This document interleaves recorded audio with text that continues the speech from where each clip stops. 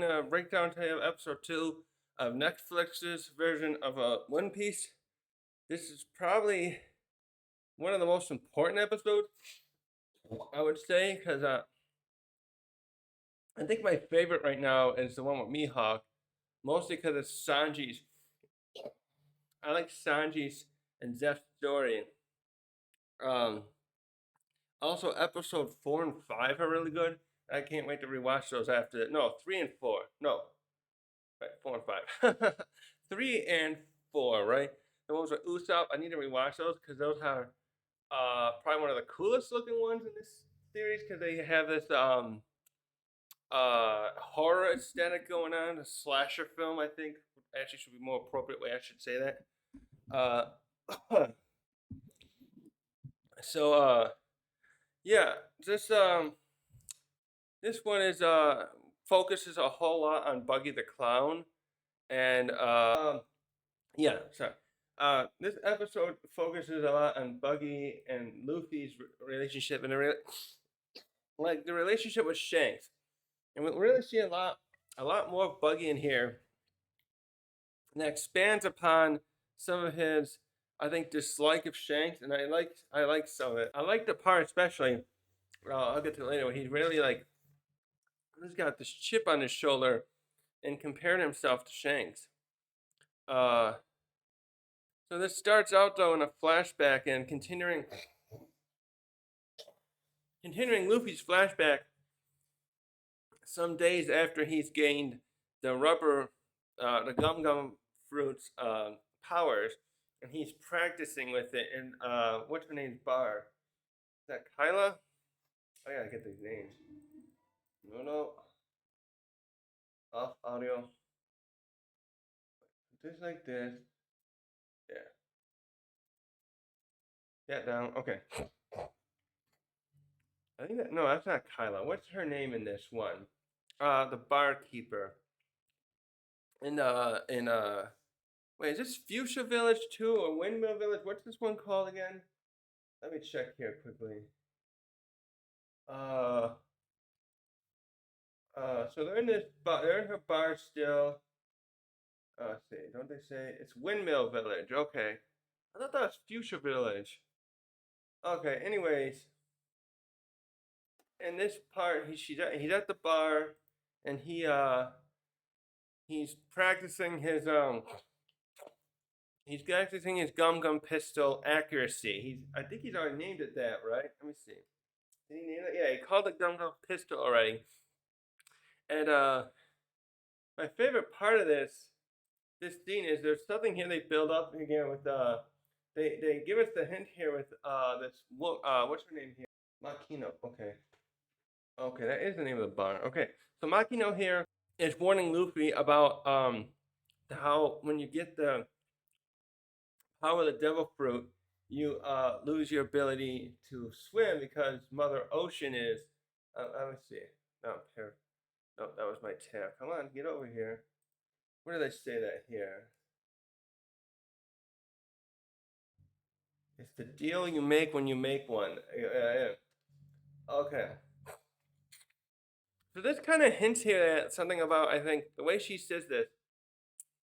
What I like about this is she hints at Mother Ocean turning her back on a human or another fisherman do it too, being able to swim, taking away his strength.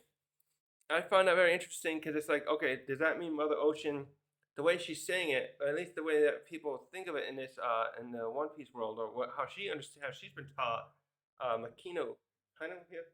What's her name again? Makino. She's implying like that how do you put that? The Mother Ocean looks upon us as her children, and she probably sees the devil fruit as a scourge to the earth, to her creation, to the earth, to humans and the fishmen, etc. And she doesn't like devil fruits for some reason. Probably the story, I bet it's going to be something like the devil fruits were made by an entity that who's the opposite, the antithesis to Mother Ocean, and like spread them all over the world, so to speak. And now people have those, and Mother Ocean's pissed that people are just taking that and and eating it. I think actually, the more I think about that, that sounds like what Oda's kind of doing there is having the he sounds Oda likes to take a lot of stories influences and put them into the story in here One Piece, like Usopp's the boy who cried wolf, Robin's kind of like Cinderella. I wonder here if Oda was going for like Adam and Eve, with them having a eating the fruit of knowledge. Damn. And by doing that, by doing that, God, he didn't curse them. How did he do it? He sent them away from Eden, and they formerly had walked around with no clothes on, and they had no shame for that. And as soon as they ate it, they started covering themselves with leaves and whatnot because they didn't have clothes yet. And it's yeah, it feels like there's a symbolism here too that Oda could be going with that. That's very interesting. So he warns her. She's warning him about that. But all Luffy cares at this point is about. It's just a tickle. Luffy just cares about how much it makes him like worth more, and he talks about how he's going to use it to be the greatest pirate ever, which is kind of starting to come true. So that's really cool. How it's funny because with Kaido, especially in the episode I just did too, Kaido Kaido was pointing out how it doesn't matter if you have a devil fruit power, uh like Luffy's, or I guess you could say Logia's. Actually, kind of ironic because he's got devil fruit power, but his it's almost like he's making an exception. Oh shoot, hold on. Of course.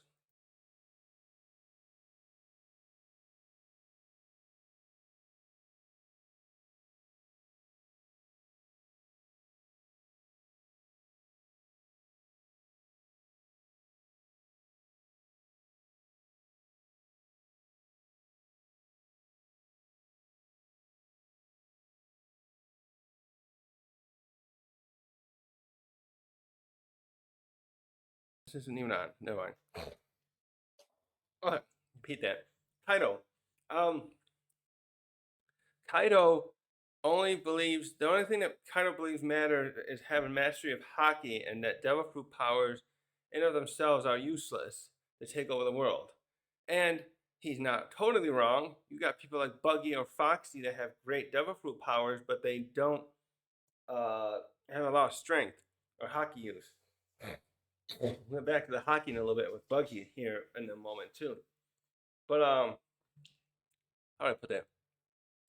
I think Luffy's gonna kind of become an exception to Kaido's rule down the line here because he's learning to use hockey really well now since for the past since he started learning how to use it over 2 years ago in this story, and Matt combining it with his devil fruit power, he is can become a foe to be reckoned with. I still, of course, want to see how that can work against someone like White Blackbeard. Even if you don't, if you take away him having Whitebeard's form of fruit, how will Luffy's Toon Force work against something that negates Devil Fruit powers? Can he? Will there hockey? Ooh, can hockey combined with a Devil Fruit power like that maybe negate that? What if you can mix your hockey into, because hockey in itself is like an innate force, energy of yourself that like an armament and observation and conquers are ways of utilizing it outwards. But hockey's your own. It's like your hockey is also like a magic or something like that, or key in Dragon Ball. What if he can infuse his hockey energy and part it with his Devil Fruit does? And if his hockey's stronger, he can still call in the case of fighting Blackbeard, make his Toon Force overpower the Darkness Fruit power. God damn. Which is supposed to negate any Down Fruit powers. So I'm thinking under normal circumstances, if he fights someone, say he fights any kind of awakened Logia, Blackbeard, if they don't know how to use hockey, it doesn't matter. if they're awakened. I think that the darkness fruit, if once he gets it and covering the ground and stuff, in that way it's kind of acting like the same way as awakened, where it's covering the ground, and I think anyone who touches it or anything it touches, I'm thinking, like, for example, I bet let's. Oh, actually, what we should do is use Law's fruit as a good example. If Law's fruit, he exudes a room around him, the Blackbeard starts walking toward him while he's got a blanket of black darkness around him, and it touches the room's outer borders. It's gonna start turning off the effects and maybe just negate it altogether. But if Law had really, really good hockey, that wouldn't happen. It would like still they would fight the enemy. It would be like whoever has more stamina and stronger hockey will be the one that can make the effects of the fruit or the effects of black fruit powers work be canceled. Um so yeah, it'll be interesting to see how that works with Luffy. Anyways, yeah, Luffy Luffy tends to be the strongest pirate with the greatest pirate with his devil fruit. So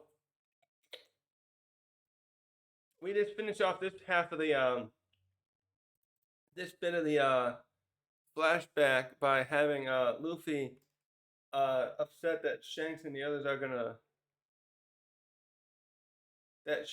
gonna be leaving soon here. As we see all three of them like, oh shoot, we have to tell him soon. The Beckman and Rouge especially. Like, oh shit. Um so that's this building up their relationship there, and that's important to the story later. But so now we switch briefly to the Nami, Zoro, and Luffy as they're in the present, and they fled Shell's town, and Nami's now trying to open the safe that has hopefully the Grand Line map, and Luffy's around here acting like a monkey as usual. So and I like this part too because he always does this later where he likes to sit. I don't think he does it later. I think he always did it. Did he do that? Actually, I got my one manga volume here, and I wanted to see if he did that in here too. Uh, let's see. Oh yeah, he is sitting on the end of the little dinghy that him and Kobe had in here. So he's always doing that. So and then they show that here, and I thought that was great. Oh, this is a page I need a bookmark for later too. Hold on a second. Got bookmark some stuff for later. And now my notes went down. So Luffy, this is just weird. Luffy's like, hey, if I listen, will I be able to hear what she's doing too? This was a little. Uh, Luffy, you're not gonna get any ladies by doing that with them. Um, of course, you mean he got Boa. I really want to know who they're gonna. I'm trying to imagine too. Who are they gonna cast if they can continue this series? And I think they're going to, based on how well it's doing. I'm trying to imagine who they'll get to play Robin, or the type of person they'll cast for Robin and Hancock. I think with Nami, I want to point this something out too. They won't, when they do the time skip, if they do the time skip, can get to that past there.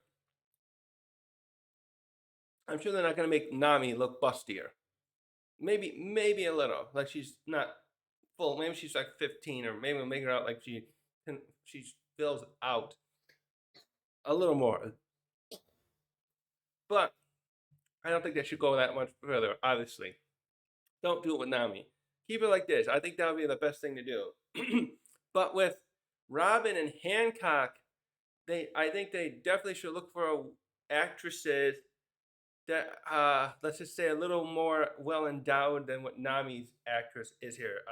I don't know. I don't know bra size things. Just not as exuberantly crazy as not Robin and Hancock obviously look, but more than what Nami's actress does. So, but anyways, I was trying to imagine what they would hire for them. But anyways, I'm off on a tangent again. Where was I? Okay. So then we get the part here where he talks about one man's trash is another's treasure. I like how they use some lines like that in here. and Nami almost knocked away his hat there, and he had to catch it. And this is a theme throughout this one about how important his treasure is, someone's treasure. And he yeah, he gets very upset there when Nami gets rid of it, and like later as she starts to care for Luffy as more of a friend, she will appreciate that more. Like care, because at this point they're still building up this relationship where they're not friends. She's just using them, and I mean that's a thread. The thread of her, what happened to her up until Arlong Park's over, but she in this point is completely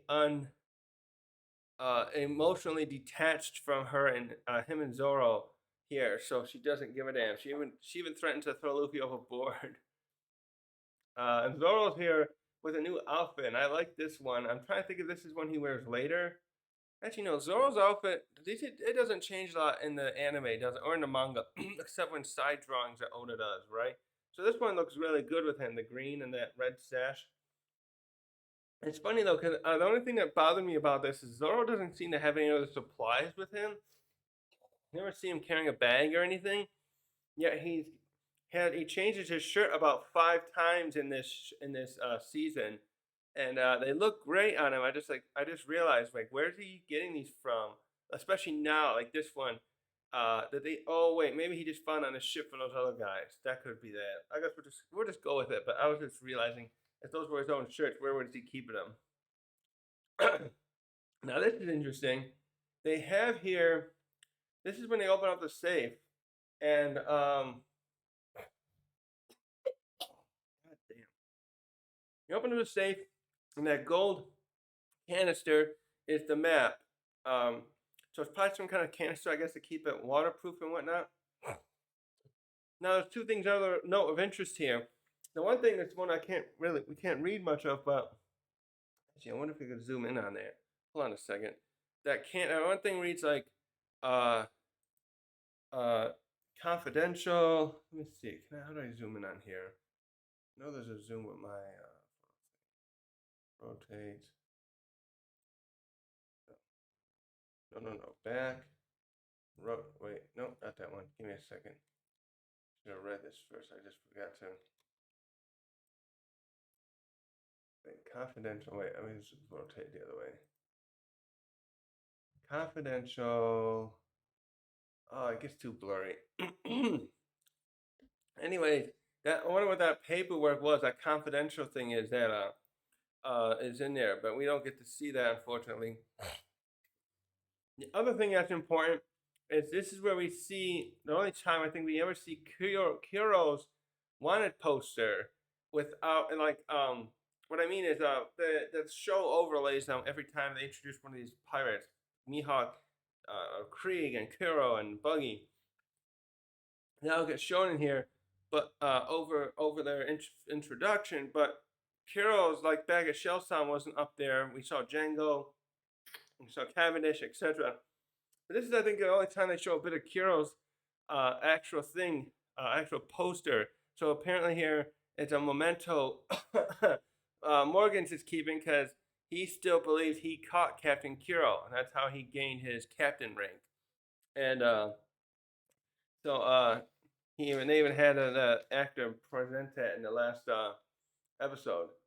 So next, by the way, that too. Now that we know that Kuro is still alive in any other formats. I didn't think about this before, but since Kuro, if like Kyla reported that Kuro's still alive, let me go back.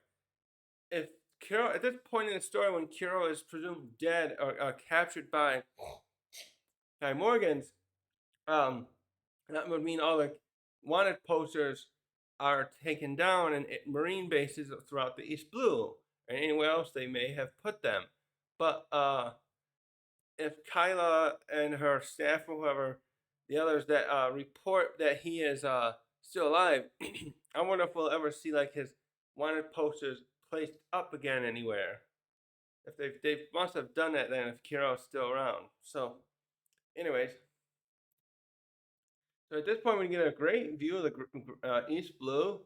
Actually, I wanted to compare this briefly because there's a map of it on they have a map that I think Oda drew here, and it's part of this looks the same, but I think Oda drew it looks like they drew it from a different angle here. And also, I need to check. Am I wrong? Is this part of the Grand Line that they're showing? Wouldn't that be the end of the Grand Line? Because when they enter the Grand Line, I think they end up over here, right to the left side. I'm imagining this is the end of the Grand Line where Luffy really wants to go. Is right there, right below them in the East Blue, right? I'm really curious about that, and I want to look that up later. So I was just thinking if Luffy and them had a better boat where they could traverse the calm belt, they probably would have been able to just cross over right here and got to the end of it. But I mean, it probably maybe they would have ended up near Wano or something. Not that they could do much at this point, but that would have been interesting. Briefly here too, I like how Nami draws out uh the map. She shows the map of the. I guess there wasn't many books in. I wonder. Well, maybe I wonder if there are any books in Windmill Village or Fuchsia Village where Luffy was, and he just didn't read them. Like that would have had maps that he could have studied a little bit. I understand if he wouldn't want to know as much as like Nami does. I understand that Luffy doesn't need to know as much as Nami does, but he just had no idea what the Grand Line was. It's just so silly. But Nami explains it to him here about what it's all about, and it's very interesting again how that looks. So north is there. I want someone to make a 3D version of that globe so we can figure that out. Very interesting. All right, next. So next we the Straw Hats get captured here, and this was a scene that was plaguing some other people. I didn't think about that myself at first. I thought like attacking and others point out like this looked like what Moria does later when he captures the Straw Hat ship. But this what happens here is Buggy's ship tracks them down. I don't know if he just got lucky, and oh maybe because what's his name? Kabina. What's his name? Can't think of his name. He was at Shellstown and then left when they caught they got the map and probably saw what direction they were going, even though they didn't really show that. So what happens here is the Buggy ship hones in on them, and they use this artillery that's got gas in it, sleeping gas, and then they capture, knock them out. And Luffy, right before that, he swallows the map in order to keep it from getting captured. They initially thought the Marines are the ones doing it, but it shows here he's leaving as he's falling asleep. The Buggy's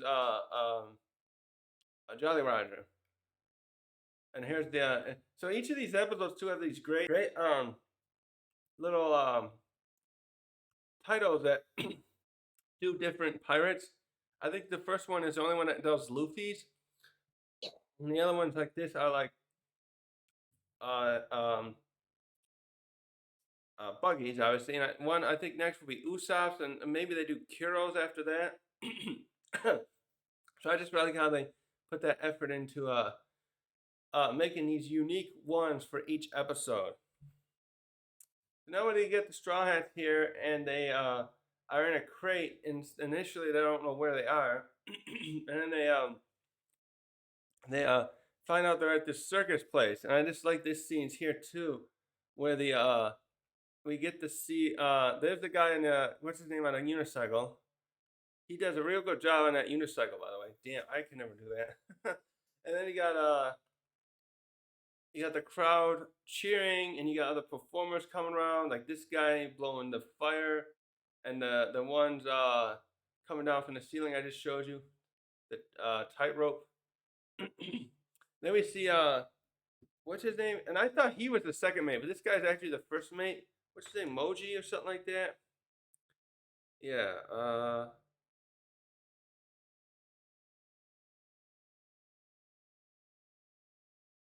Wait, is he supposed to be a minks in here. So you got the ears.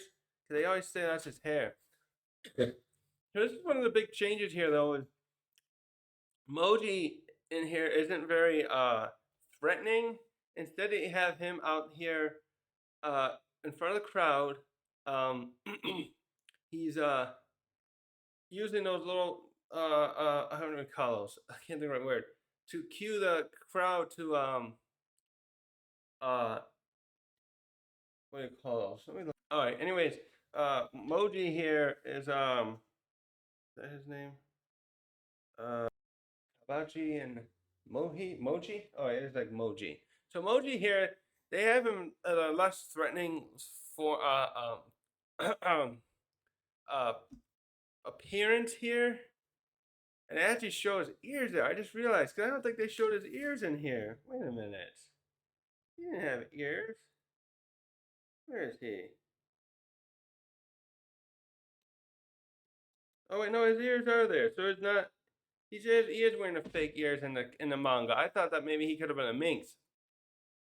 Of course, he does a human face. So I guess it don't work. No, none of the. I don't think any of the minks have a human face. They're just anthropomorphic. If I'm saying that right.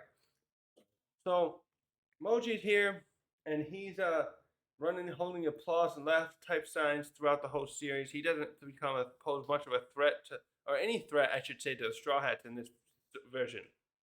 So he's there, and so there we get to see too that these people are not here of their own will. You can see a lot of the extras here are doing a great job of looking very terrified, and they're all chained up, all of them here. And Luffy, in a silly fashion, he's clapping at first, and Nami here has to stop him. And the tent setup, by the way, looks pretty good. I haven't been to a circus. I was at a circus once when I was a little kid, maybe 8 or 9. It was a big one too, and I don't remember much of it. So I've seen some animals there like they have. I know I had this flashlight toy that looked like a lightsaber that I loved. But so I don't know how I can't compare this because this is such a small looking tent comparatively. Um, so then Buggy pops. This is where Buggy first walks in, and he is pissed because the people doing this presentation coming out the spotlight and everything. He's mad that's not being done right. So he wants this stuff done perfectly apparently, and he gets very mad at that the spotlight's still on. Moji, oh look at Moji's got feet, foot stipple things there. This is great. I should make this a little bigger actually. Hold on. Can I make this a little bigger? No, I want this a little bigger. Come on. Not me. Display capture. Why can't I move? What the hell? I don't care about that. I want to move that. No, that's me. I can't make this bigger. Wait. That's weird. Alright, I can't make it any bigger. I'm gonna feel better. I don't know. It won't let me. Let me get myself down a little bit. Lurk in progress. Come on. This freaking mouse I got is busted. Oh well. So Buggy comes out. He's pissed, like, "Hey, get the light on me. I'm center." So Buggy clearly shows off some number of problems he's got. A chip on his shoulder, with not how he's not very famous, and that he don't like Shanks, and he has some stuff. He feels like he's been betrayed a lot. He mentions later. So he in this point too, especially, he wants to be the center of attention, and he gets mad when the light's not on him. And even this guy Kabaji, they change his after Kabaji and Moji seem like they're both Kabaji's very similar in being this cruel asshole in here, but his main difference is him and Moji especially just look like they hate working for Buggy in this version. I wonder if they'll even bother showing him up again if they're making him so afraid of him. He just looks so dejected there. He probably got chewed out good by Buggy after he failed to get the map, and then he yells at Moji here for not having a lion. So they reference Richie, the lion that he had in the original story, and who he used that to go after hunt down Luffy and Zoro when they escaped in that version. So yeah, he's quite the asshole here, and it doesn't seem like many of his crew members like him, especially those two. So then we have the straw hats. Luffy starts up the conversation because he recognizes Buggy's poster, but this really pisses off Luffy too. I mean, Buggy here too, because he brings up these different nicknames he has, like the genius gesture and the flashy something. And I wonder if those are just mostly nicknames he made up himself and wants people to call him because I just don't know because even though he's got a really good bounty for the East Blue, so his is the fourth highest. So I should say, but good because I only know we only have five bounties, but the jump from Alvida to the rest that the rest have after Alvida is quite good. We never saw anyone with a 10 million bounty or maybe an 8 million bounty. No, the bandit had an 8 million bounty. Excuse me, but he was a bandit. I'm thinking about pirates as I am. So I just don't. I feel like Buggy's uh nicknames here are mostly on something he makes up himself. Also, this costume's quite good and on point. Let me see here. Yeah, he's got the stripes and he's got the coat with the uh fluffy whatever trim. The only main difference I see here is he's wearing some kind of boots and not those clown shoes. So we get to the first big other chip. No, this is the second I should say of Buggy's um anger at life, I should call it. By the way, if you're hearing this noise outside, there's a people doing yard work nearby me, so I don't know how much that could be captured. I closed the windows. Um, so Buggy's nose, they make it look like a real nose here, and I think that that's what they're going for. Like he had this weird round deformed nose from birth, and so he's just lived with it, and he just paints it red. Is the way I think they're going with it to have it where he how do I say that? So that he's laughed at less because it would look odder if he didn't paint it. So Luffy like, oh, I think everyone must know you, and Buggy immediately jumps to thinking Luffy is this kid's making fun of me, and it grabs him here, and these other people here start arming up because they're like, oh, he's pissed off, Captain. We'll have to probably beat him up, and I just realized they got a clown behind them there too, with a pointy nose.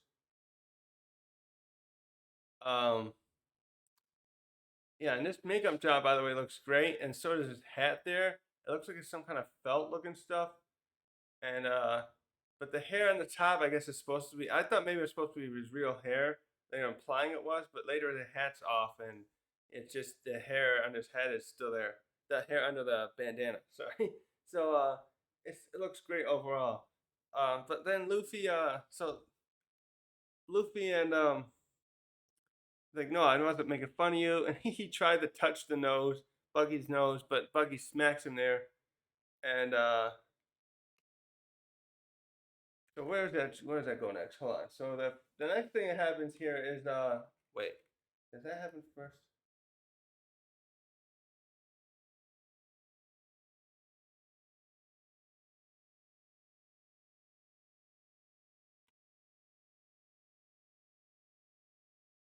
Oh, yeah, that was one. So he next goes on to point out how he's pissed at them for getting the Grand Line map, stealing it from under his nose, which he gets mad at that too. And then he's like, okay, I know you guys have it, so I'm here to I want it back from you. Right, now where's that part? Which is next?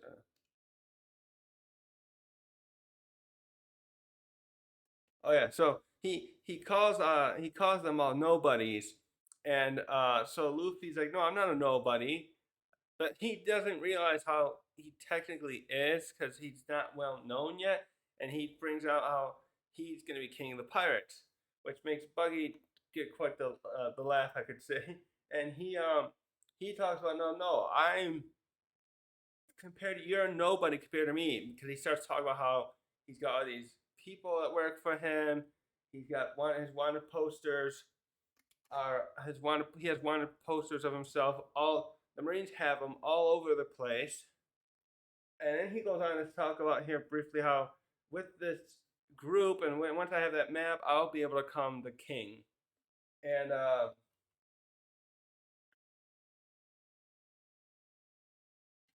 so that then we see a bit of Luffy here too, like always arguing a bit. This is where Luffy's arguments in the anime kind of tick me off. When people keep other people who want the One Piece say, "Oh, I'm gonna get the One Piece." Luffy always has to argue with them, and like a shouting match. Like, no, I'll be the king of the pirates. You can't say that. I don't know what you would call that, like a heckling, something like that. So Luffy does that here, and that's where Zoro just like interrupts the Matt thing, and he tries to like intimidate the other pirates. I think to back down, because I forgot to mention, as you could, if you look there, they don't have the weapons because they got taken from them, and Zoro just tries to see if he can intimidate their way out of here. And where was next? So then this is a great bit too. He's like, uh, he's trying to just chat with he gets starts to get serious here, and he pulls out all the knives like he has in the original. And wait a minute. So that's where Nami, and then this is where Nami tries to step in, and she go back there. She goes back. She tries to. She does this ploy here in order to try to escape by. Oh yeah, that was that guy with the great. He was trying to say, that was one thing. No, Buggy kind of spoke of something funny here, where it seems like a lot of people are afraid of him, but at the same time, he makes this statement here where I brought this guy up. I took this screenshot where he talks about like, I need to have that map, or he basically implies like these guys might try and pull a mutiny on me.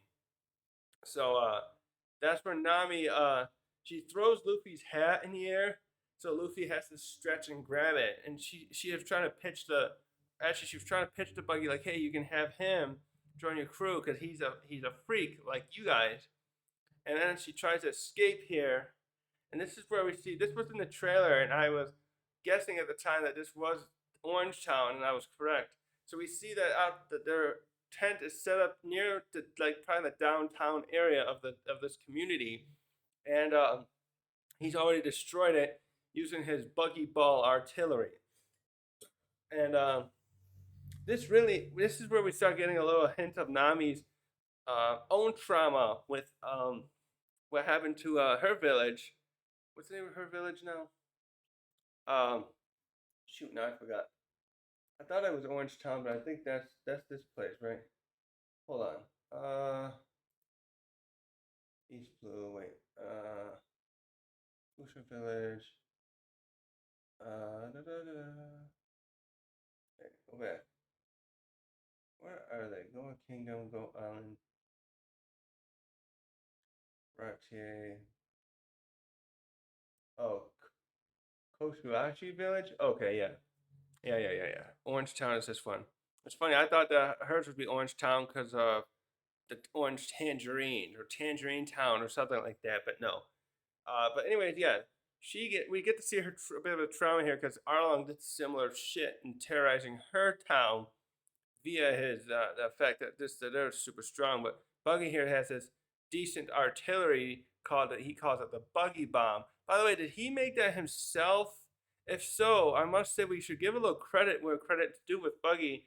If he is kind of an expert in artillery, and because he talks about how in the original how it's a more powerful artillery, and we see it, the way we get demonstration of it in both the manga and anime versions of how powerful it is and how it just blows through several houses at once, destroying everything behind them in their wake. Kind of like a very powerful, I don't know if artillery would actually do it in the way they demonstrated it, but it like blasts through all the buildings. Actually, I think the way Oda even drew it, it makes it look like some of the buildings are slammed next to into each other and pulled along for a little bit as the um, cannonball itself blasts through the buildings. So, but yeah, we get this is a bit of characterization for Nami here when she's upset at like how could he destroy all those people? Well, he's right out there. Okay. So, anyways, I want to point out too. It's funny. He's eating a. Oh, here's where she's really upset too. I just thought it was funny. He's got this coat here, and he's carrying a little knife there, and he was eating like an apple or something, and he just throws it in his coat. And if you're just pardon me, I'm a person who likes to I always have a little pocket knife with me, the folding kind.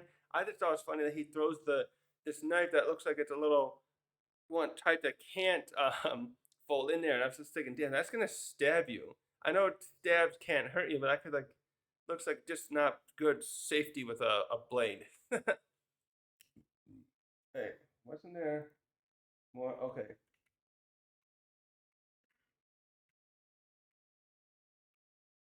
I didn't take any screenshots of this, but just to finish off here, yeah, he realizes that Buggy finishes off this bit where he's like that scene where because he when they were in the crate, Luffy told Nami and Zoro, I got the maps hidden somewhere safe, and he has his crew take Nami and Zoro away, and he stays out there with Luffy, and he's planning on torturing Luffy now to make him give up the location of the map.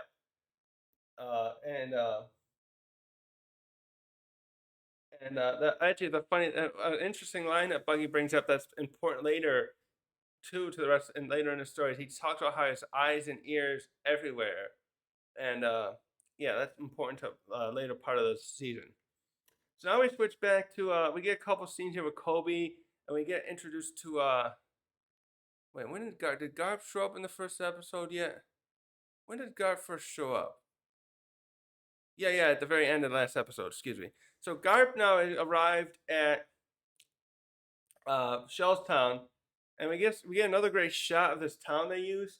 I think Tekking said it was from Italy. I should look up that kind of stuff. By the way, there's some more videos Netflix is coming out with with the cast doing some neat stuff. There's one I think where they got Taz, the guy who plays Sanji, cooking. Anyways, yeah, they did a good job again. I wonder if this was part of the shot was like an actual fortress or something in the town that they just modified. Because I know like these cylinder parts are stuff from the what the marine base looks like in this story, but so they somehow did some post effects CGI whatnot to make it look like it's there. But I'm just wondering if there's any bases with this walls down here. And also, by the way, at the top here, if you can look closely, or if you're watching yourself, it looks like there's a Morgan's got a statue of himself up there. I think it's an Easter egg to the one in the original where he when Luffy gets into the base, he stretches his arms up there, accidentally pulls on it, and knocks it down because at that point the Marines were erecting the statue up that had just been like sculpted and stuff. And so yeah, I think that's supposed to be the statue up there. In this version, Luffy didn't destroy it. He snuck in through the sewers instead of going up on top. So now we get Kobe and we see him dressing up. He's enlisted in the Marines, and then it seems whoever allowed him to enlist didn't make a big deal about seeing him with Luffy. But later, when Garp comes here, he's gonna he grills Kobe a little bit to make sure he is on their side and not like joining up to be like a spy. Which actually brings up something interesting. Have they had problems with spies in the Marines like that before? Because I was talking once too about how we got like Cypher Pole you had the ones who they hid in Water 7 to try and get Pluton's plans from the mayor, and then I was pondering. I made a video where I was speculating on how do the Marines know where a lot of the pirate locations are? Like when Akainu got that report about Law and Blackbeard fighting. So now I wonder if the same thing in reverse happens a lot, where some of these crews, like maybe Big Mountain, for example, would do this because she's got a spy network. Apparently, that's one of the best in the world, because she knows lots of stuff. And um. So, anyways, yeah. What was I saying? Oh, it was just funny that because Garp tells him later, hey, Bogart, I think it is, and we get a lot of Bogart in here and throughout the season a little bit, which is great. His right hand man. They bring up like, well, so we saw you. They saw you with Luffy. Oh, that's how they do it. Some of the people must report it, but I'm surprised the officer who allowed Kobe to enlist didn't grill him more about this, because Luffy and him were in that bar together when uh when Zoro and Nami and everyone were there. And so some of those, once Luffy and Nami and Zoro caused the commotion later, some of them remembered, hey, there was this kid with the glasses and pink hair who was with Luffy in the bar. Anyways, yeah, he gets grilled for it later, but it was just funny that he got he got he got in without the enlisting officer or whoever runs that part. Maybe Morgan just did it. Morgan probably had to approve it first. So then we get out here. We see all these cadets. This is because at this point Morgan is giving Garp and Bogart a tour of the base, and the poor guy here that Nami knocked out looks like he's being punished for. This must have been after Morgan. When Morgan came into that map room or that library of sorts they have. He saw him and the other girl knocked out, so now he's being punished there on that cross thing. I'm sure he'd be down. Just based on what we see later, I'm sure he got taken down very quickly and uh, you know apologized to, I guess you could say, for like what Morgan did. Morgan punishing him unjustly. Here comes Morgan and Garp. Garp's got his little hat on. Uh, And here's one of the first scenes where we see that Helmeppo does know a lot about the knows quite a bit about the Marines, even though he's not. So like he knows who Garp is, he knows who the warlords are, all that kind of stuff. So he's like, you don't know who, and he's got a black eye, by the way, right there in his left eye from where Kobe punched him. Also, I wonder if he was forced to enlist here because this must be, I'm thinking Morgan forced him to enlist because he's like sick of him being such a useless son, as he called him. And he's not totally wrong, but he does it openly right here in front of God, calling my useless son, which is not cool to do him like that, out in the open. But let's check my phone. The sound on. I'm gonna make sure the sound on. Excuse me a second, because I got girlfriend's out with her dad at the dentist, and when he comes back, they don't need my help, so I have to take a break for this. But um, so Garp here. Oh, where's this part? What does he say here? Oh,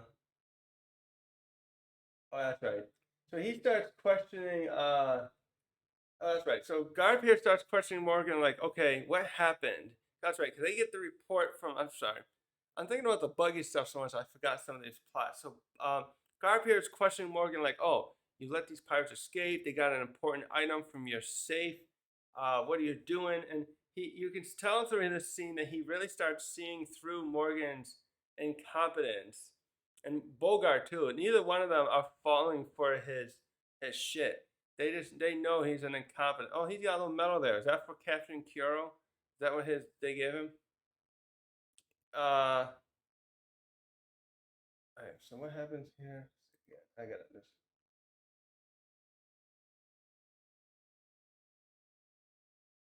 Oh, okay. So then, wait, what happened here?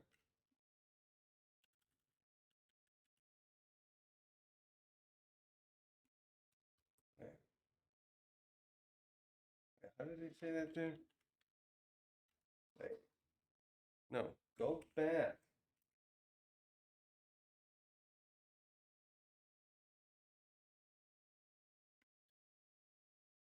Oh, okay, yeah. So Hamepo must have reported here. So this part switches where Morgan reports how Hamepo almost caught him. And that's where he calls him useless. Like, oh, my useless son failed again. And then he brings up Kobe because Kobe must have just dragged him back, carried him back, and to the base afterward. And they talked, and then he just told his story about how the pirates. He probably lied and said the pirates knocked him out, and then I saved him as they were escaping. And this is where Garp sees Kobe for the first time in here. Right here, he was like inspecting some other cadets, looking around, looking at the new. And it's funny too. I bet Garp's done this a million times by now, and I'm just wondering, like, he's probably worried. They don't show that part, but I'm thinking, how much of this is he probably worried about? Like, how many of these cadets will make it through and have a long career in the Marines?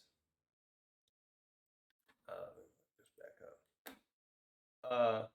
Yeah, now here him and Garp meets Kobe for the first time, and what did he say to him here again? Let me pull this up.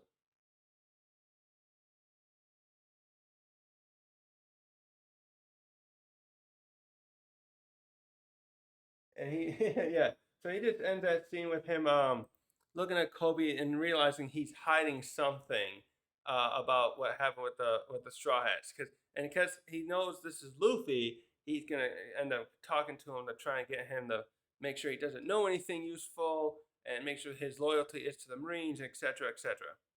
So then we switch here to Nami and Zoro. And what they did, and throughout most of this episode, they're going to be trapped here because this episode focuses a lot more. They opted out of having Zoro fight with Kabaji in here, and they spend a whole lot more time focusing on the relationship and building up upon this with Buggy and Luffy. So, what happened here? So Nami here, I didn't take any screenshots. She has a bunch of piglocks on her. The pirates, Buggy's pirates, did find some, and then she's gonna plan on. She's trying to start picking the lock, and her and Zoro having a conversation. And this is where they start building up the idea them not trusting each other, and they start learning to because they throw shade at each other with her saying like and him saying you're just a thief. I'm not going to trust you. And she throws back retorts about him being just a wandering pirate hunter, wandering bounty hunter who has no real purpose. Which is a little funny because she hates pirates so much. So her kind of jibbing him at that is funny because like he's probably killed so many pirates right now. She should, in a way, be happy with that, but she likes to mess with him because he's got no home or something like that. I guess or no one to care about.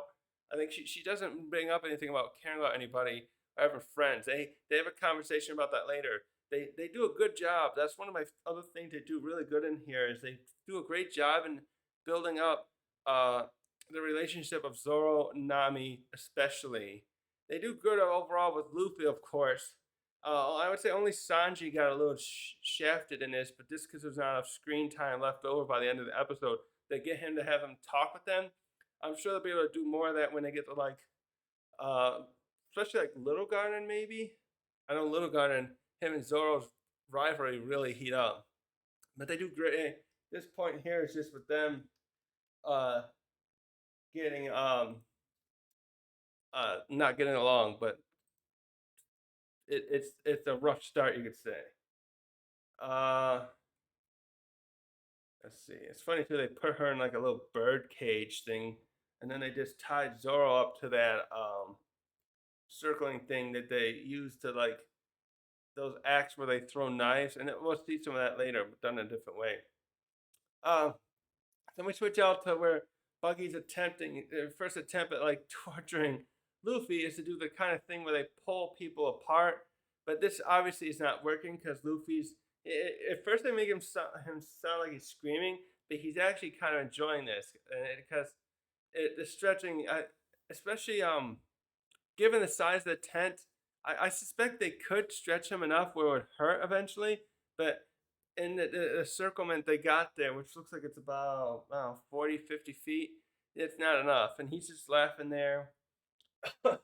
And we start to see that we see the mayor here. What's his name? I just had that bit saved. Give me a sec. Mayor Boodle is here.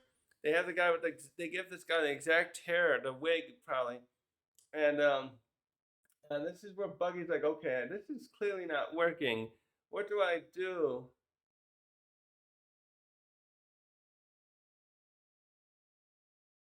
Yeah.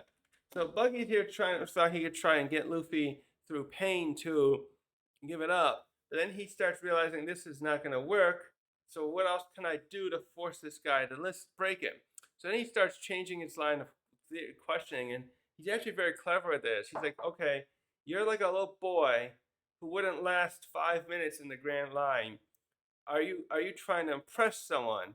Then he's like thinking, oh, is it like someone lost love, which is like Zoro's backstory. He wants to make that. He's holding a promise to his. Well, that's like his best friend. I think he also says best friend, and then he talks about someone you idolize, which Luffy he realizes right away. And also, by the way, I wanted to do a quick tangent with that. I keep finding it funny that Buggy and like Doflamingo and Crocodile, and I think even Kaido keep telling Luffy throughout the story, you won't last this long and you can't make it. And especially at this point, it's like, how do you know? He just got started. Especially now, I was like thinking, you guys are really overestimating the next generation. Just because Kaido, you and Doflamingo, and even Buggy, you guys have all this experience. You've been around the block a few times, so to speak, of that metaphor. You're really gonna underestimate a rookie? You guys start out as rookies just because Kaido. I can kind of see with Kaido the way he did it, and kind of was with him with Crocodile. They knew their own worth, their power, and they recognized Luffy didn't know enough or strong enough and know hockey to win. And Doflamingo's was just because he's such an intelligent guy who knows all these secrets and he knows all the layers. He really thought he could beat Luffy, but it was just funny how they this I can't call it a trope, but these guys keep underestimating Luffy and new pirates in general. It's just funny. It just really makes me think what would have happened in these situations, especially early on, if the if Law or Kid someone came through here and fought with someone like Buggy. Um,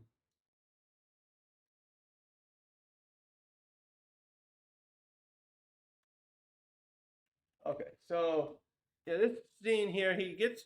This is where we reveal there's a cat. But this is where he reveals he knows Shanks, and he hates Shanks because he thinks that his. And I don't get why he meant this because he. I mean, maybe because he wanted him to join his crew. He goes on this tangent about how but Shanks took away his spotlight and is jealous of him becoming too great. So that's he's got this chip on his shoulder here with Shanks that he reveals here about how much he can't stand him, which yeah, that's the part where he there's that guy. He looks they got the hair just right with this mayor. What's his name? Boodle. Boodle. Yeah. So so what Luffy since Bucky can't get him to realize he can't break him here, then he decides to pull this kid out of the crowd to and put him on this rack thing. And Luffy then escapes from it and tries his gum gum pistol. And this is where we first get to see at that point, like a third of the way through the episode, and we finally get to see Buggy's uh, uh, power because Luffy just punches his head square off here, and it lands on this lady's lap, and he's got the kid still in his hands, and his head's off, and even Luffy's like, "What the hell? That never happened." And so he's on the lady's lap, and he just pops back, and he shows off his fruit here.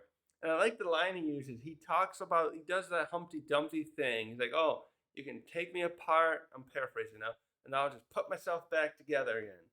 Obviously, hockey could emulate that, but the fact that he probably knows by now that Luffy can't use hockey because he would have probably done it. But it's a little funny that it's a little funny because the way I don't know what it is really, because Oda didn't use hockey at the time. He was really overconfident with this, especially in the original, because like with the map and my buggy balls and my fruit ability, the knowledge, so knowledge and my power and his artillery, I can take over the Grand Line. Which just reminds me a lot of like again of like especially reminds me of Crocodile. Crocodile's plan was like on a larger scale there. His devil fruit power, he wanted to get Pluton, and he had experience and knowledge of the Grand Line because he explored it. So he was like him and Buggy are like very similar in that way, where they thought they among those three things he can win. So, anyways, he shows off his power here, and because he doesn't want Luffy to fight Luffy here, he does he shows off in this version especially that he's quite clever, and he knocks out Luffy again using the little gas bomb here type thing. So then we switch to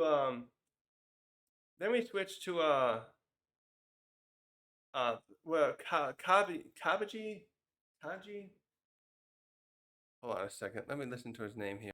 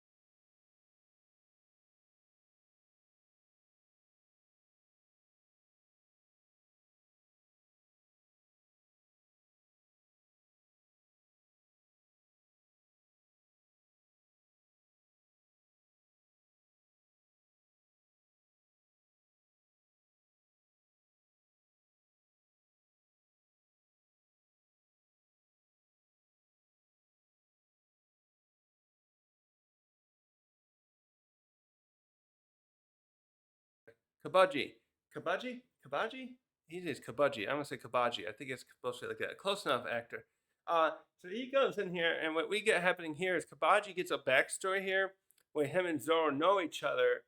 Uh, so he is this deep hate for Zoro because he had a brother, and the two of them were pursued by Zoro years ago in the Goa Kingdom, and he eventually captured Kabaji's brother, killed him by decapitation, and then turned his head, turned that in for a bounty.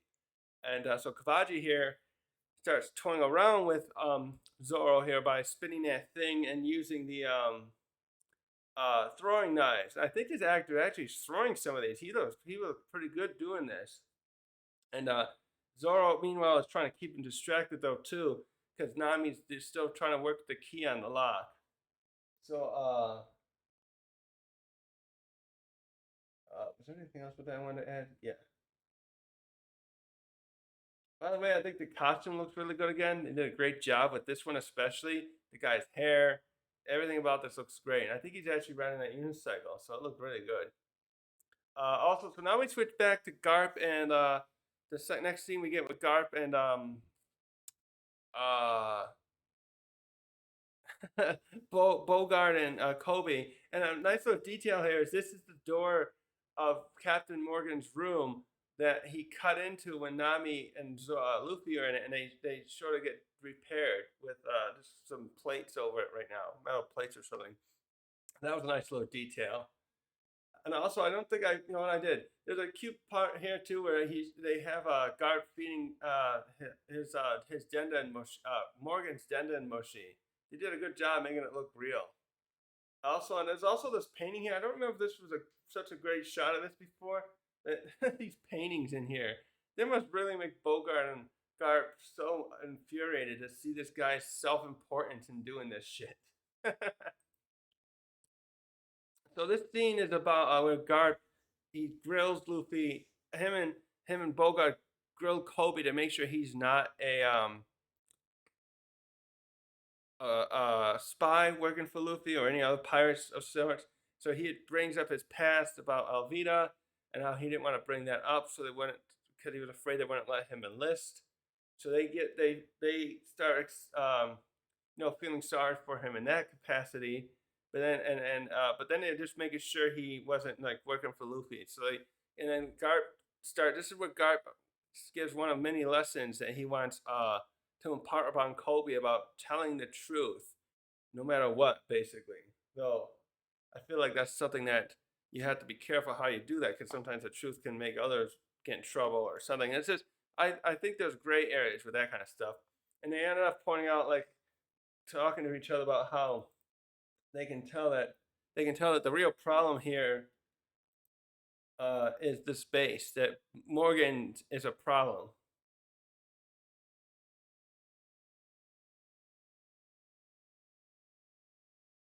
Let's see here. I have an thing.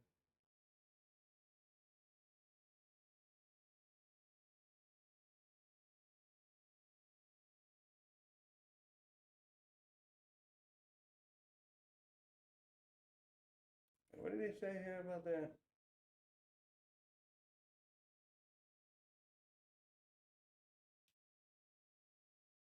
Oh yeah, he was saying that telling the truth. This part is where he said to him and Bogart, like, yeah, truth seems to be a thing that's lacking here in this base.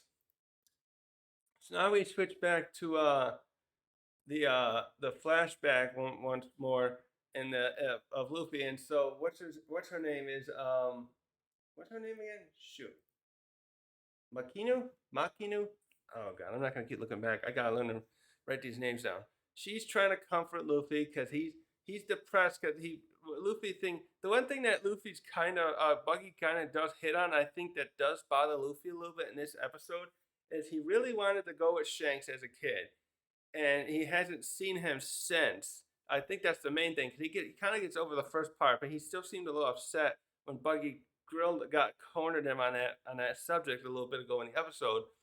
So at this point, yeah, Luffy really wanted to go with Shanks here. He wants to be part of his crew, and Shanks just outright refused multiple times. He just kept trying different ways to convince him, but doesn't work. And now this is where he thinks Shanks is. Shanks had just said earlier too they were getting supplies and they were ready to leave, and they had said they weren't going to come back anymore. That they were going to go after the One Piece. He is how he said it to him, which I find funny because I'm thinking, did he really go and try to find it, or was he just saying that he didn't want to like let Luffy know too much what's going on? I feel like he must have just went on other adventures and had other plans. Be interesting to know a little bit of those goals he had back then, before he became a Yonko. Because this is what 10 years ago, and it's 4 years later he becomes known as a Yonko. Anyways, so Makinu's trying to cheer him up. And this is where what's his name? That bandit comes in. Uh, what's his name? Let me look this one up. I should know his name. I think he had a name.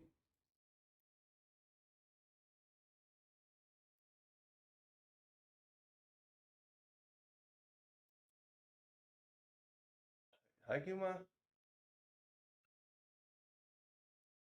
Higuma? Hijuma? Is that in the manga here? I got that.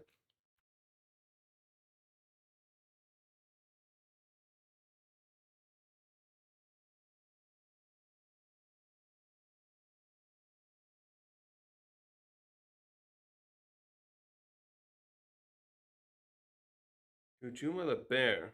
Higuma? Higuma the leader of the mountain bandits. Anyways, they did a good casting with this guy. So he comes back after he came there earlier, tried to mess around with Shanks, and Shanks refused to fight him.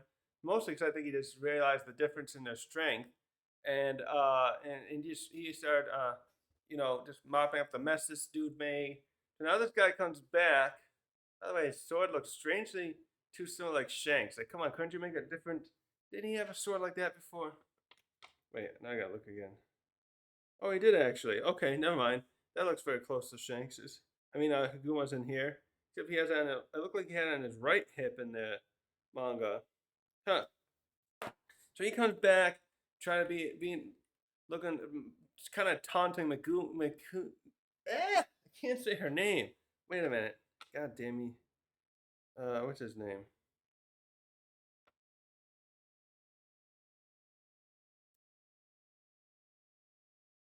Makino? Makino?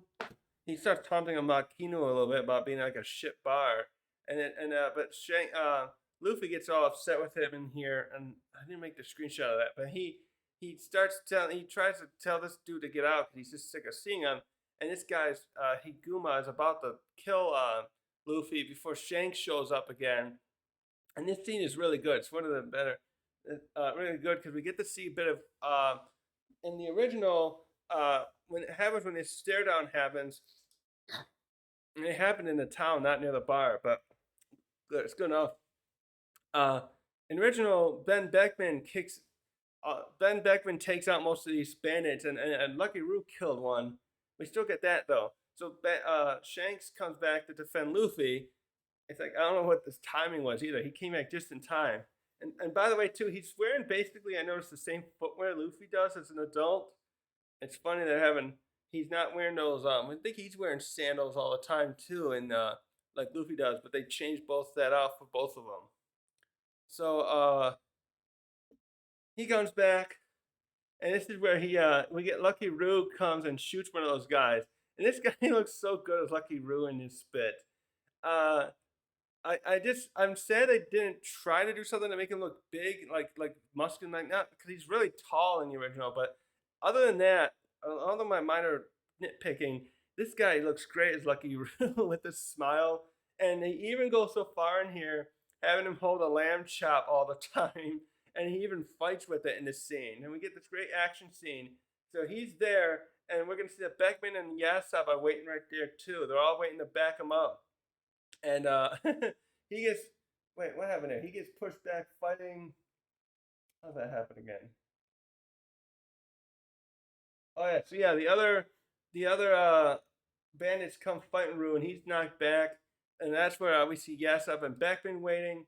And by the way, again, unfortunately, and one more little nitpick: Yasop's boots are the only thing that kind of stand out. They almost look a little not worn in as much as I would thought. I guess you could say he really takes care of them. But otherwise, yeah, him and Beckman are sitting there.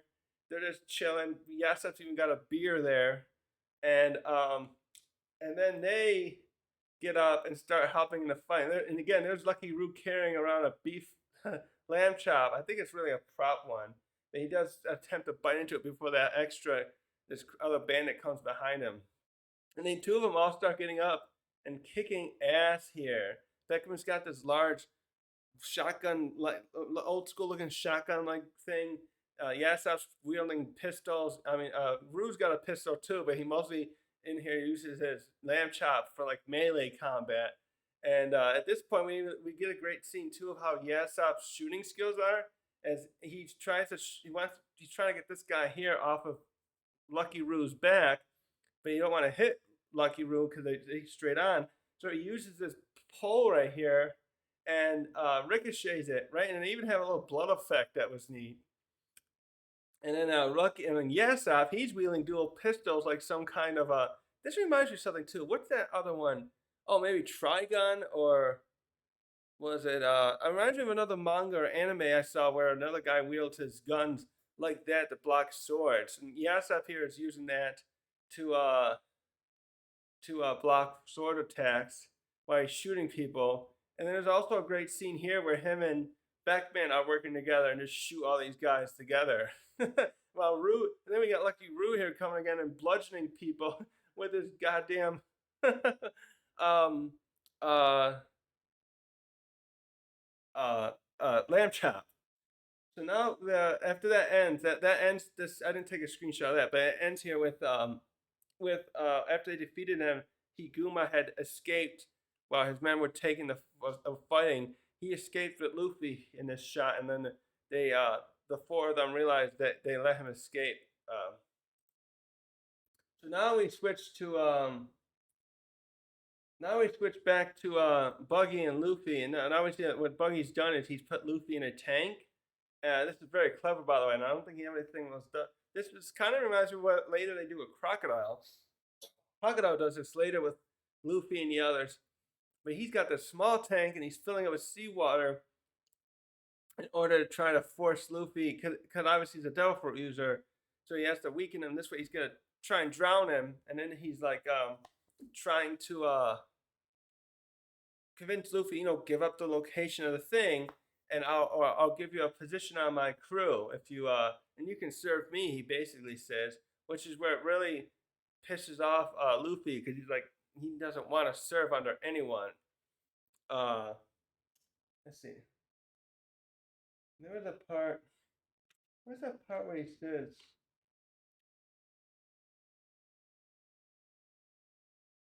Oh yeah, he also tries to mess with him in this scene here. He does these games in here where he's trying to convince Luffy that your friends are gone and they're not going to help you and they'll betray you. He does this a lot in here where he's making out this point like that no one else will ever help you. You can't rely on people like that. Like he only relies on his crew. Basically, Bucky's trying to think you can't have friends if you have a crew. Oh, someone might be home. Hold on a minute.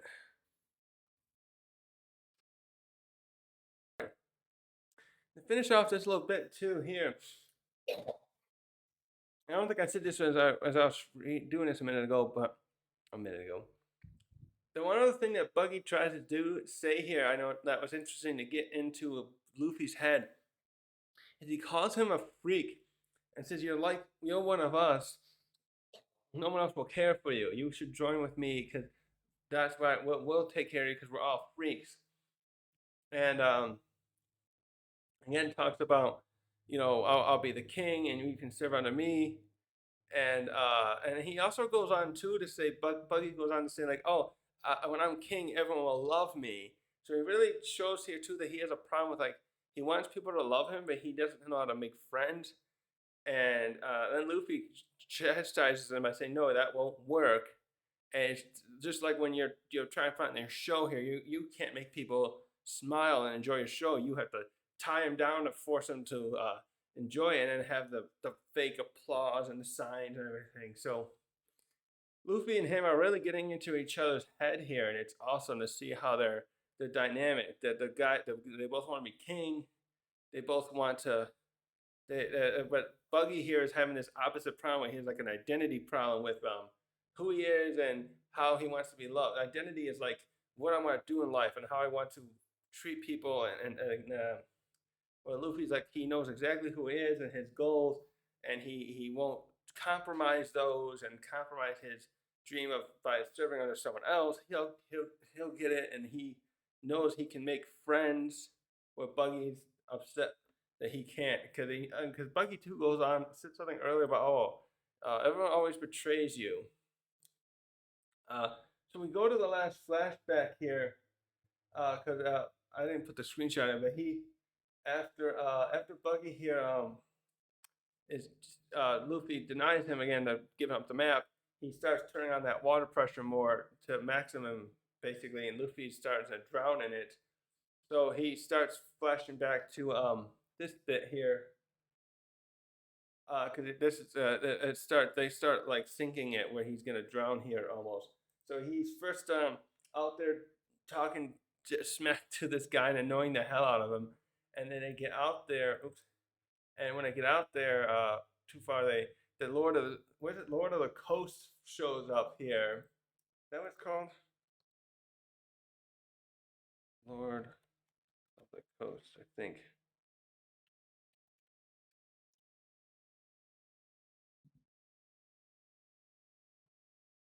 Yeah, Lord of the Coast shows up here, and the presentation for it is great.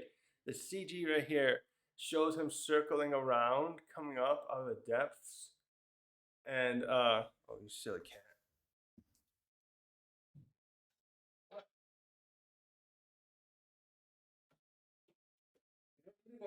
They're they're working out there. So it comes out there and it flips the boat over. Come on, come on, big guy. Good boy. No, don't crawl up there. Crawl over there. Then you're gonna knock my stuff down. Here, wanna go over by the go over there? Hold on. Did I even finish my notes either?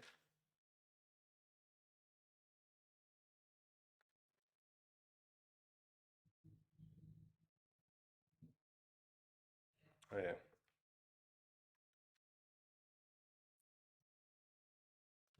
Yeah, yeah, okay. Uh, so yeah, he knocks the boat over and pulls that guy down. I mean, it immediately eats Hijumu, so there's the end of him. And then we synchronize this with Luffy here drowning in the present, and he fell in the water now here, and he obviously can't swim anymore, and so he's starting to just sink there. And there was a big scene here too where they scare us with the Lord of the Coast fin, no, spiked back, touching near Luffy's foot. Then Shanks comes. And this is the big moment here. This is great. One of the big moments. So he came out in a little. Did he get another boat? Oh, no, he wants to flip the boat off. Shanks, I'm assuming, wants to swim out here. I forgot to check. Did he look wet? So he swam out here, and unfortunately, he didn't have his sword with him. I realized too. So he pulls Luffy in, is checking on him, and then the Lord of the Coast shows up, and they do a great job of making this thing look so intimidating. It's got all these rows of teeth. It's it's got the fins, scary eyes. You get to see its length, so it's easily a few hundred feet, I'm guessing, long. It's got a mouth big enough to easily swallow a person whole. And this is where it comes in and it bites. It comes out and once and bites. Just where it bites Shank's arm off. So we don't actually see him swallow it there. And then the camera cleverly blocks his arm from being shown just yet for the dramatic purpose. And then this is where Shanks we get the view of Conqueror's hockey. So he's staring the beast down. He's looking at it, and they show his eyes change here, and then and then they have the sound effect, and when he tells it like get lost, and the thing's eyes change as he does it, like, and it's like, oh shit, okay, and it just backs off. And it's just too bad he didn't do it quick enough, basically, in this version. The way they did it kind of made it look like Shanks could have, if you ask me. I think that's one little thing I thought they kind of like didn't make it look as imperative as it did in the original. So then he comes back down and kind of exhausted or in pain, I'm sure. And then this is where Luffy sees his arms ruined, and then they got the bloodiness and stuff like that, and we see his sacrifice of how much he cares for Luffy. So this was done great though. Overall, it's just very short, so it's not much more to add on it. But the hockey bit was my favorite, and I'm going to be watching it again. There was a cool sound effect. I can't remember how it went now, but I loved it. Also, I just realized too, other couple tangent, side tangent. They never show Luffy fight this thing later like they did in the manga. He knocks the thing out in like one punch later on. They never show it again in here. Right? Let me see here. Where did they show him fight that thing? Oh yeah, there it is. He goes and punches it with his jet pistol in the manga.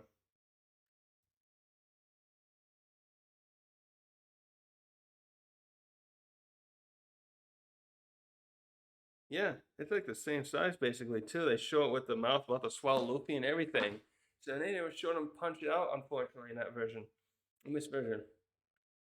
Uh Let me switch back to Buggy here, obviously, and he's starting to fuck around with Shanks' hat, Luffy's hat.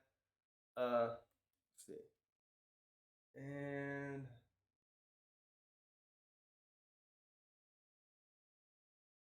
yeah, so he's just doing that. Luffy's still keeping himself conscious somehow. He looks like he's in there so much. I'm surprised he's even able to breathe. But he Shanks is just taunting him again. He has a lot of great one-liners in here too. Like he said here, "I can't hear you over the sound of the drowning." It's like just some dark humor. So when we switch back, finally, we get the final bit here with Kabiji and how they use him in the story, and he's thrown multiple uh, knives at Zoro out now while he's been spitting, and like Zoro just like just sitting there like he looks a little dizzy, but like nothing. He's not like begging for his life or anything like that. And Kabiji even comments on it like, "You're not afraid of anything, are you?" And oh, what did he say there? Oh yeah, no. Zoro's retort is, "No, I don't fear death. I no, I just don't fear you." And then so Kabiji like threatens like, I can't wait till Captain Buggy's done with you because I'm really gonna have fun torturing him. I guess he meant it's really implied there, but Zoro finally, as he's doing that, Nami finally gets the lock off here, and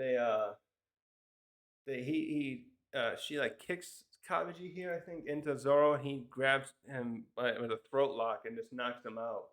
And then actually the way he did that too is, I should say, when he throws that last knife, he hit so close to Zoro's I didn't get it, so close to Zoro's arm that on the rope that actually cut it off, so that when Nami kicked Kabaji, then Zoro's able to choke him out.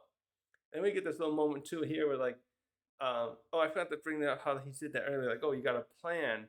Zoro asked her, "Do you have a plan? You're the person with plans." And then her plan was like, "Yeah, distract him and I can get out." And when he asks her here, uh, because she taunts him like, "Oh, all you do is beat up people and stuff," or he commented something like that. And so here, when he says, "What's our plan?" She's like, "Well, let's just go beat up some freaks," referring to the circus crew, Buggy's crew, and he has a smile here. This is where we finally see him kind of like, "Oh, I guess we can get along."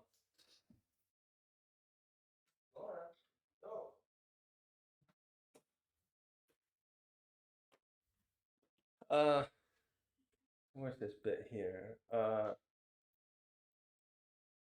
Let's see. What does Buggy say to him there? Okay, yeah. So this is where Buggy's still taunting Luffy, but then and Zoro show up here. This is where we get the finale, and they've come out and they don't show here, but off screen Nami and Zoro went and defeated the rest of the crew because none of them come out to help reinforce Buggy.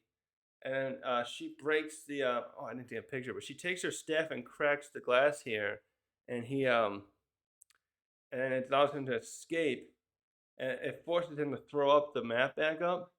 And then a very interesting scene here. They show how different they are. Luffy immediately, instead of trying to retrieve the map, instead he wants to get his hat on the ground. And in a scene here I should have shown where the two of them are crawling toward it. Like the seawater got on Buggy, so I guess that's why he's crawling. He got a little weakened, so he's forced to crawl toward it, and he grabs it. And Luffy, meanwhile, grabs his hat instead.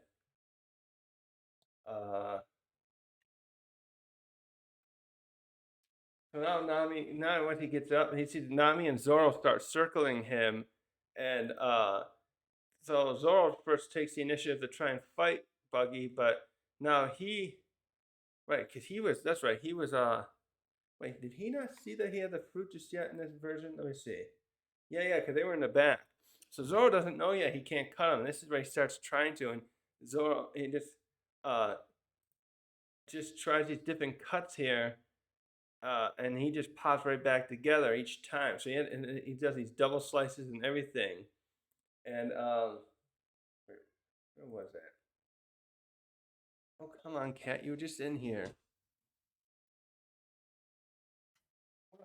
You were just in here. Come on, move. It's not working. You can't go out. I'm sorry. I don't want you to get run over. Sorry, I'm looking after your safety. I'm gonna take a screenshot of this. How does this work here?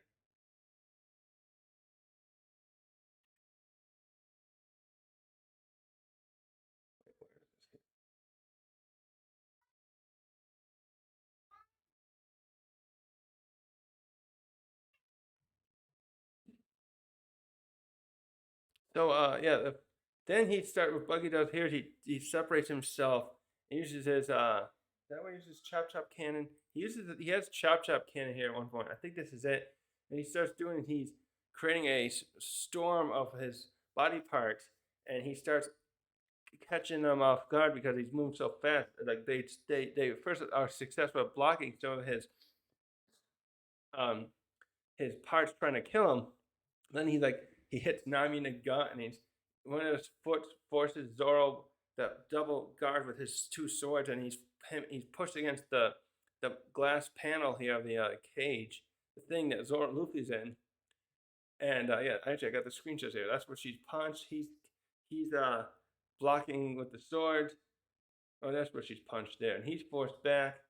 And then and Luffy here is still trying to recover. Meanwhile, from the water, he's just hanging up by this pole with his head. And then when the other two are taken out here temporarily, he oh, good job, cat, knocking over my stuff. No, all right, hold on here. You got that. Hold on. Oh, just not step over. Go.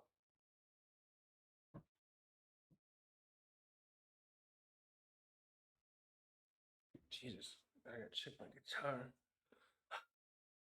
Where was I?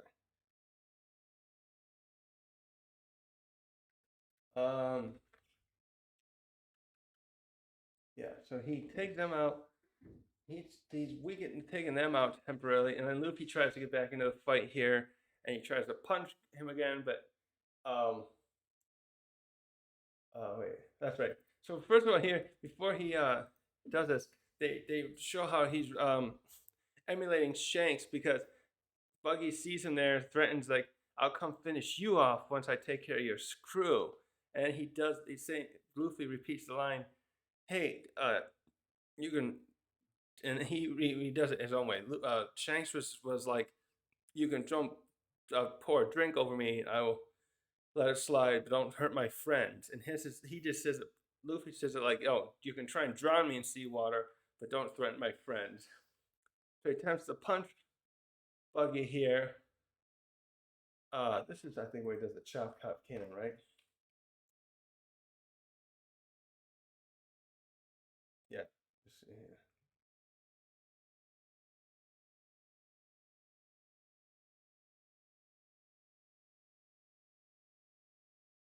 Mm.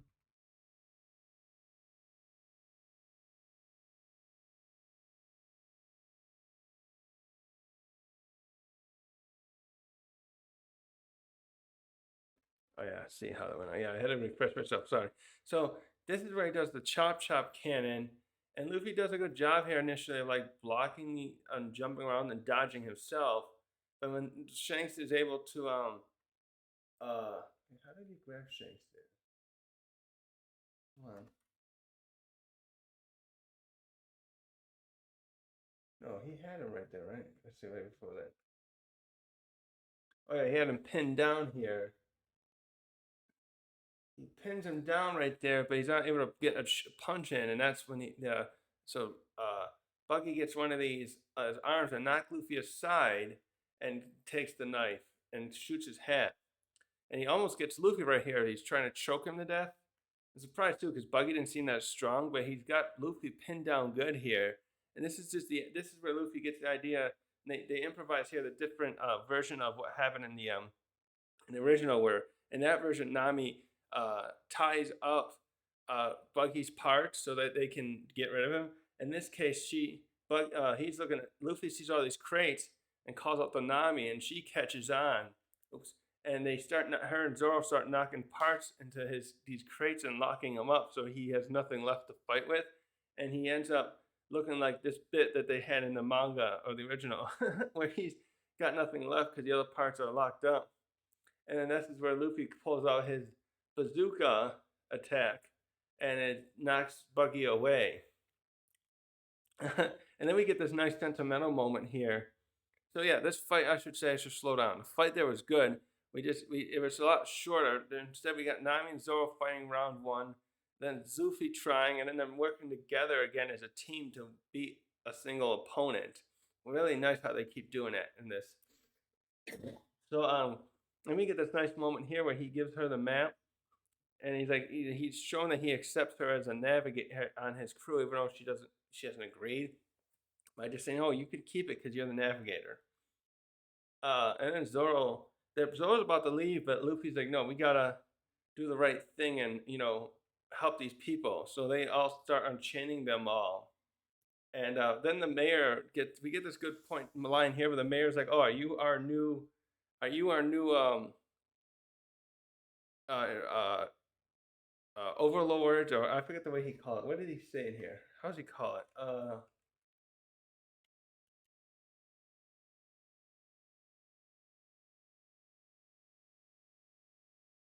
new captors. He calls it new captors. Like, no, I'm not. I mean, yeah, I'm a pirate, but I'm a different kind of pirate. And it's like it confuses the mayor. And you also hear him say it too. And like, oh, and then they just free him there. And it was a very good moment here there. And so now we get to the end here with Garp, and Garp talks to these Marines at the base and about how I'm sorry, basically saying two things. First, he says like how do you say that? No, I'm not sure I wrote those lines. So he goes on and makes this analogy about rotting fruit, and how it can affect. How do you say it there?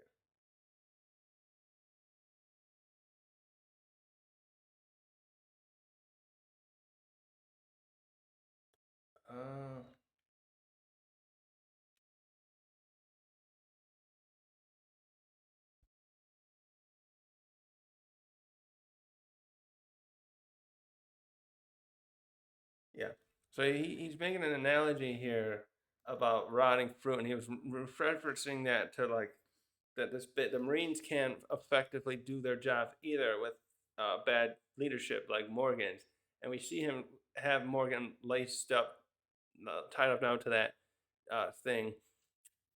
And one thing I wanted to comment on this too is that he they didn't take the axe off. You can see it here, and they didn't take it off, and it just reminds me later of how they don't take off crocodiles uh they don't take off crocodiles claw hook, excuse me. So I'm just wondering, okay, you guys, can they really not take those things off without what somehow ending their life? Seriously? I just thought that was weird again. And just like crocodile, like why is that permanently on? I get with crocodile later though, they have him in sea prism cuffs, so he's pretty weak. But still, what if he tries to impale one of the guards if they came to feed him or something, and they impel down? So I mean, he can't do much else. Like unless he could get the keys. What if he could get one of the guards in there and he could have got the keys that way? But so now Garp addresses his crew and talks to these cadets here and the other Marines about how these pirates. We're finding this new era of pirates, and we're fighting them the wrong way. He's saying just defeating them and imprisoning them and taking their ships is not working. We need to take away their dreams. Actually, too, there's a moment here where Hamepo is like looking a little like upset, but at the same time, it's like he looks a little conflicted. Like, well, you're an asshole, Dad. I don't know if I should feel that bad.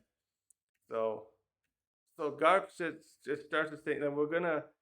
So I'm gonna take you cadets with me, and we're gonna go after those pirates that took over that ransacked this base, and I'm gonna teach you, and we're gonna take away their dreams. So actually the speech is actually pretty good because he makes a good point about the takeaway of dreams for pirates as well, and how that can like demoralize them, I guess. So he was making an interesting point there. So this is the last scene with them at Orange Island, Orange Town, and we get the little dog Choo Choo there, a little cameo because we didn't get to see Richie and the other guy destroy his place that belongs to his owner, but they have a little cute dog here wandering around, and they just end here with the this bit with the townspeople trying to give him some food, and Luffy like finishes like, "Nah, you guys need it," but he does come back and grab a piece for a snack, and the guy's like, "Okay, this is definitely not a regular pirate. He would have taken everything." So that was like a cool little scene where like, yeah, we're really not like the other people you've met. Don't. So I like this too because this will be great to show really how spreading the word. I never thought about this. No, a little bit, but later on, this is important to show like how people around will start spreading word about Luffy. Like, okay, he calls himself a pirate, but he's not really a pirate. And this is like the first point we can see that. I like how Luffy here gestures with his hat, waves goodbye. Um, so now we get the final scene with Shanks, and everyone he's thinking, and she's him thinking his village. Oh, there's that guy. What's his name? I just noticed they have him in the right outfit. He's the one who's always mad that Luffy's gonna shame their town because he's becoming a pirate. Wow, they did good. I just missed that. So Shanks is this is back in the past after after the incident with the Lord of the Coast. And he's thanking the village for helping him supply them. And yeah, I like the joke too. Like he says, with all the stuff we have, thanks for all the food we have, but with Lucky Rouge around, it's probably really not going to last that long. So we get the final scene here where Luffy gives his speech about, I'll become a great pirate. I'll go out to sea, be greater than you. Also, and by the way, we get the little figurehead of Shanks' ship there that looks really good. So this is the part where Luffy, Shanks obviously is like, wow, this kid is like Roger. And he decides to give him the hat. And it's a really good little moment there where he's like, yep, you keep this for me. You can give it back to me someday once once you become a great pirate. And and that was just so good. Um so now we get the last scene here. We get Nami and Luffy getting along, and she fixes up his hat because Buggy had those impaled it, and then we get this cute moment too with him and Zoro, where Luffy gives him a piece of advice about from Shanks. But first Zoro goes on to say, like, is this always gonna be crazy every time we make a pit stop? And Shanks says, well, Luffy says, well, Shanks always told me if the path you're on is too easy, you're on the wrong path. And Shanks is Zoro's like, oh, okay, well, that sounds like some good advice. Maybe this Shanks guy you keep talking about is cool. I'm a little surprised he doesn't know about Shanks. Like the papers must talk about him occasionally. Maybe it's like Zoro not reading about this stuff either, about the Yonko. So where's the end here? So we end with not the ending of this is when Nami goes into her back into the cabin, and she uses a little. This is the first time I think we've seen one of these too. She has this little Bluetooth style Denden Mushi, she puts in her ear, and she's got the little dial thing here, and she's talking to one of the fishmen of Arlong, and says, "Like, I have the map," and that's where we ended off there. And so yeah, that's the episode. Really good one again. God, I went on longer than I thought I would with this, but yeah, Buggy and Luffy's dynamic and the thing with Shanks in here is really poignant, and they really hit all the right beats that need to be shown about how Buggy is upset. He's not famous yet. He wants to, and then him and Shanks break up, so to speak, as friends, and they really expand upon it too with this chip on his shoulder about being a freak and being an outcast and trying to make Luffy see it that way. Actually, I forgot to mention too, when he's knocked away at the end, he calls Luffy a sad little boy wearing someone else's hat. I should have brought that up sooner, but it really sounds like something he's only saying something he's projecting about himself. And Luffy had countered with him like, "No, I'm know who I am." And then he reiterated his be the king of the pirates. And one other thing too with Buggy, something I didn't bring up earlier, but kind of wanted to, is he kept talking a big game to Luffy about how I'm the great pirate of this East Blue, but obviously he knows who Arlong is and knows not to mess with him. But he likes to bluff his way by saying, "No, I got the best crew of freaks here that would take over the Grand Line." But like he does look like he had quite a few there, but I couldn't tell. There wasn't enough to see that whether or not the numbers are similar to like the Fishmen, but clearly they wouldn't have been strong enough against the Fishmen. So his bluff there was clearly not good enough. So he had again, it's kind of like Don Creek too. He had all these numbers, but it's just not enough. It's not always about having great numbers, as Luffy's crew starts proving, and Shanks has already done too. So yeah, that's about it, I guess. So I'm gonna leave it there. This was probably, like I said, one of the best episodes, and now I can get back into the Kuro arc, which is one of the coolest one, like the with the slasher theme it has, which I'm not a fan of normally. I don't like bloody slasher films in general, but Kuro's thing is so cool. So I'll do that in a couple days. I gotta get the screenshots and things lined up and rewatch it. So I'm gonna end this video here. Thanks for watching.